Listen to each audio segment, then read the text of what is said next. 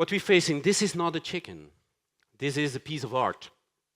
And like you said in the introduction, it's the most domesticated animal in the world. And mostly it is purebred. But this one is a hybrid. This one is a crossing between a chicken from Belgium, France, and England.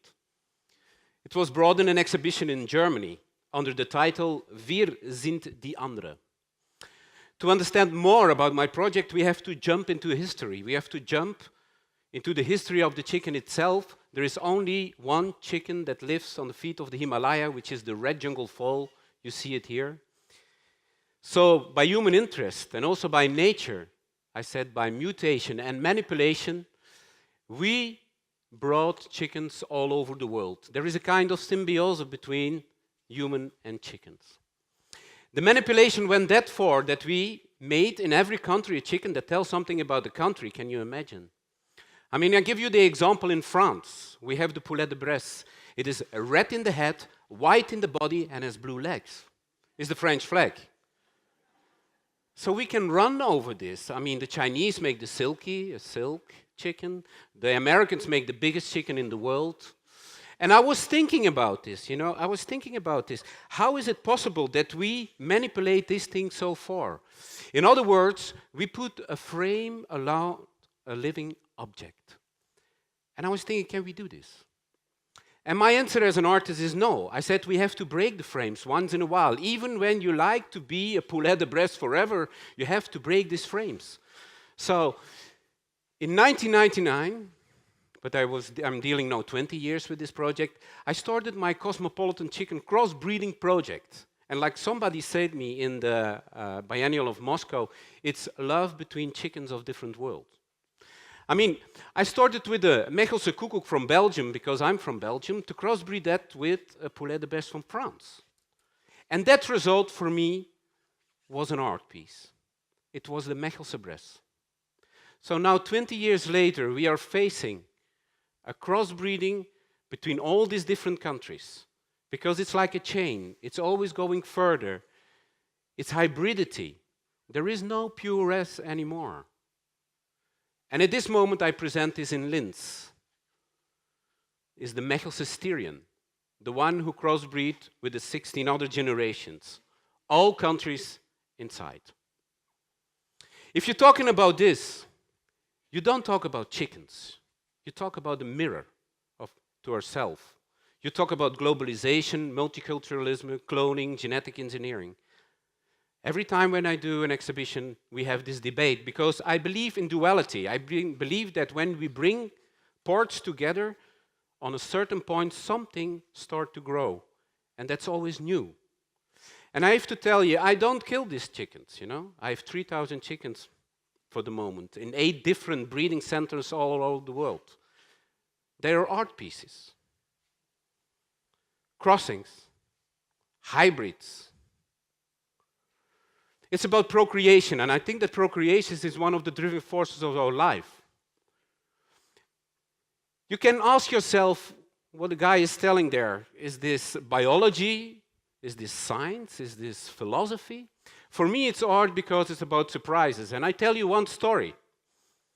If you look at this picture, the chicken is giving itself to this project, and on the other hand, it's revolting, and I'm in the middle of it. I've become the watcher of the own project. And I think that's very strong. I tell you the story about England. I was invited by Liston Gallery in London, in the center of London, to make the second crossbreeding. The result, which was born between Belgium and France, I put it together in the cage with a typical English red cap. And I was trying to find the typical English red cap, and I could not find it, because this was completely extinct. Because in the 60s, it becomes so popular, and by inbreeding, it becomes infertile. So I found, somewhere in a farm, 3 chickens. And the farmer was very glad that I took it with me. And I put it in the exhibition, in the middle of London, in the gallery, and look what happens. There was an offspring. So crossing makes everything more fertile.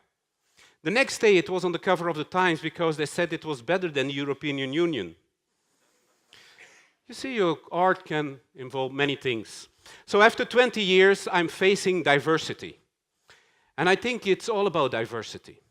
And if you see on the surface so much diversity, my curiosity said, what is happening inside?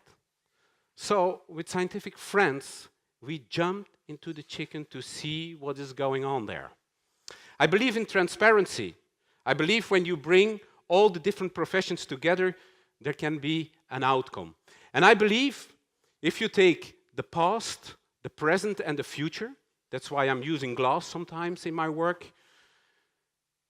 that we understand more about the things, what's happening at the moment. And if I speak about the present to understand the future, every 2 years I do an expedition to the Himalaya to see where the chicken lives. And I discover something. It lives on the border between the jungle and the society. And that is an interesting position. And I also think that is the position of an artist and a scientist as well. I mean, from one side, you like to be wild, and on the other side, you like to know what's going on in the world. And the position of the chicken is the same, because you can ask yourself the question, who came to who? Who's trying to find who? And this was an important question, because they give me my doctor honoris causa on the University of Science because of this question. It was the chicken who came first to human. So how do we deal with domestication? And how do we deal with spaces? I mean, there is a kind of philosophical model, I think, in the project. And I believe that the horizontal line is the line of the manipulation, is the line where we start the consumption. And I believe that the crossing point that you see here is always the moment of mutation, where we don't know what happens. And when you grow there, you have another horizontal line. You always can choose between to stay on a manipulative line. But it's like Professor Zellinger said, if you search, you don't find. You have to do, and then it comes. So on those points, I think we really can grow. Because of all these ideas, I was thinking about it, and I said I have to do something which goes further. So I started my Open University of Diversity under the name Opundi. So I have the Walking Egg Foundation in it, which deals with fertility in developing countries, the Cosmopolitan Chicken Research Foundation, and the Cosmogolem Foundation. Cosmopolitan Chicken Research Foundation, we do the research on all the hybrids, chickens who are born in the project. Cosmogolem Foundation is about children's rights. I will tell you only the two first, because we are talking about science here. The Walking Egg Project, what is it? I mean, I can start very literally, like saying I felt myself like a lost egg, a transparent egg that you don't see, that gives himself the legs to walk over the world searching for 37.6 degrees to come out. I think it's very important, because you need other people to take care of you. But what is it? It becomes fertility in developing countries. I do this with Professor Willem Omblet from Zoll. It's a fertility clinic. Dr. Mario Mirialdi from the World Health Organization in Geneva, and myself. Thinking about fertility, are we poisoning the world, or are we fertilizing the world? After 10 years of collaboration, it becomes a permanent installation in the clinic, in a fertility clinic for human, by the way. So on one side, you see the pure science, all the studies around fertility in the world, and on the other side, you see the art pieces. I mean, an art piece is a cage with one egg inside, and in the middle, you have the hybrid. You have a crossing between a predator, an eagle, and a chicken. This is very artificial, but it stresses power and strength. And if you bring it together, something new can come out. So after 20 years of doing this project, it becomes a worldwide project about fertility in developing countries. And let me say something about this. Fertility in developing countries is very controversial, because we are with 7 billion people. How to deal with somebody who cannot have a child in Africa? So our answer can be very simple and say, okay, we don't have to deal with it. But I'm not sure. I think we have to talk about quality and not about quantity.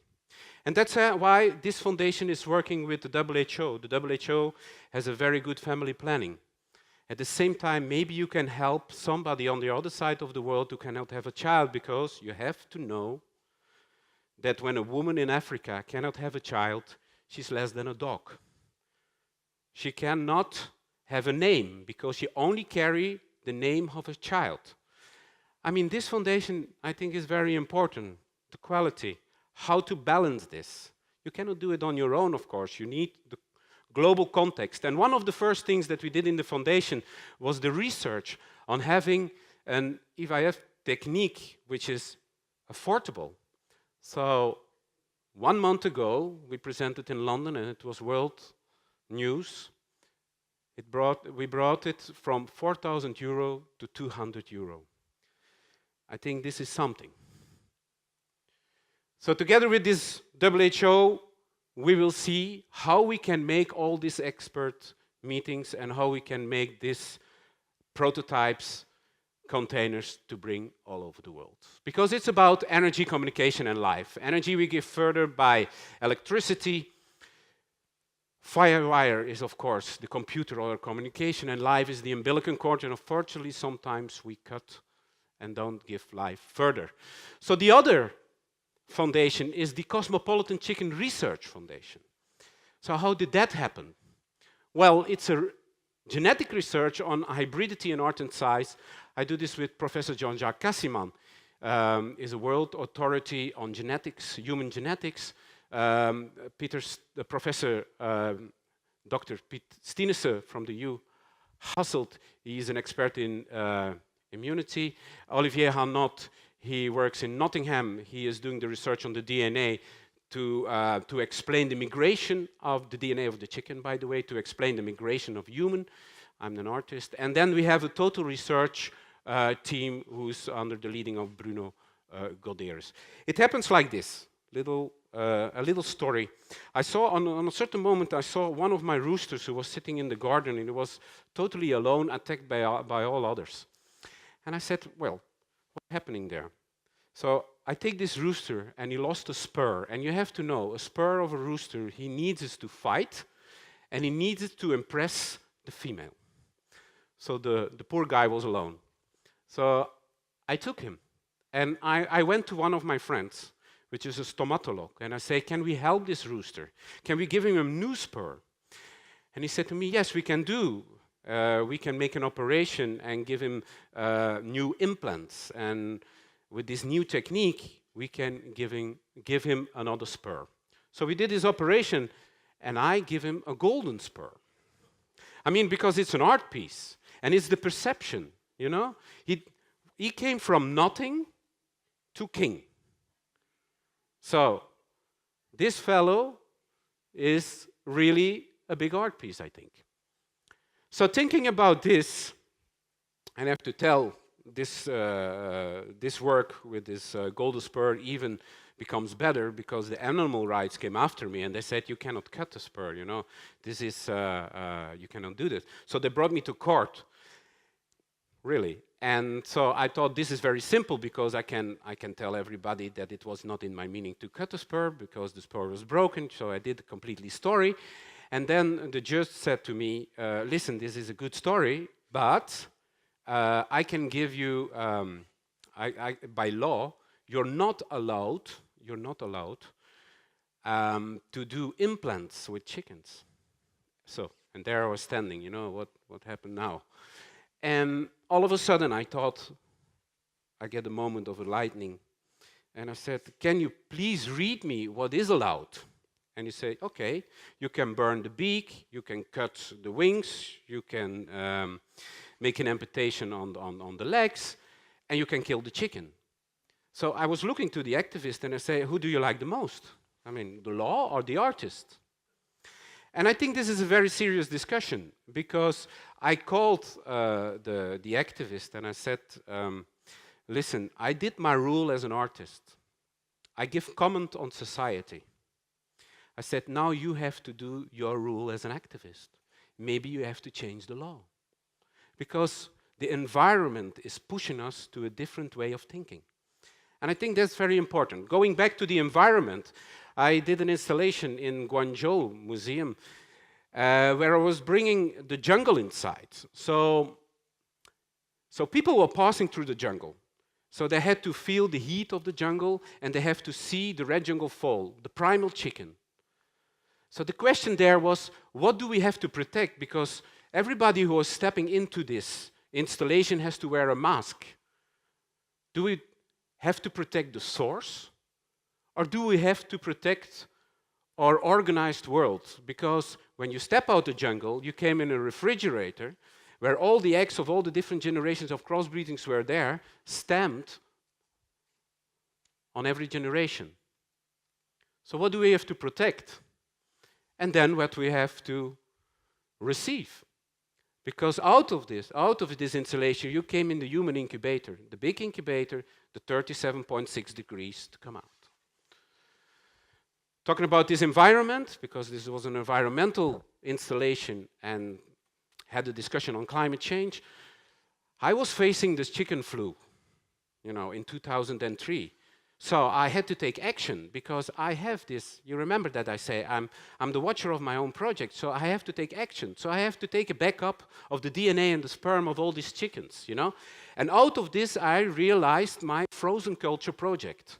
Frozen culture, to bring the DNA, to bring the sperm, just in a freezing ton, All that work, 20 years long, just in 1 ton.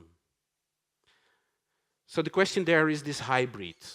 And maybe this is the most dangerous place on Earth. Just 1 square meter. Well, changing environments. And I told you in the beginning that my project is now on 8 different spots in the world where we do this crossbreeding.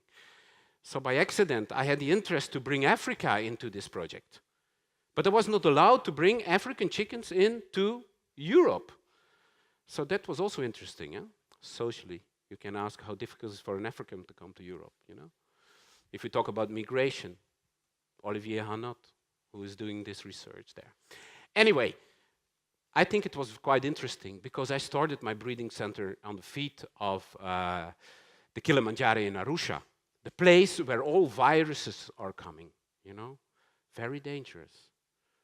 I mean, to have your breeding center there can maybe something for the future, So more and more our scientists becomes more and more interested in this project. Changing environment, having another hygiene, having another climate, having another bird, having all these hybrids. So we start to take blood samples from the 3,000 chickens. So they bring it to the lab, and there were 3 important questions. First question, is it diversity? Because I can tell a story about diversity, but is it diversity? The second one, what about the fertility? And the third one, what about the immunity? After 6 years of study with the total group, they said it's an enormous diversity. It's incredible. And also today in my exhibition in Linz, you can see on the wall all the diversity of all the chicken portraits, all the images, bio and cultural diversity.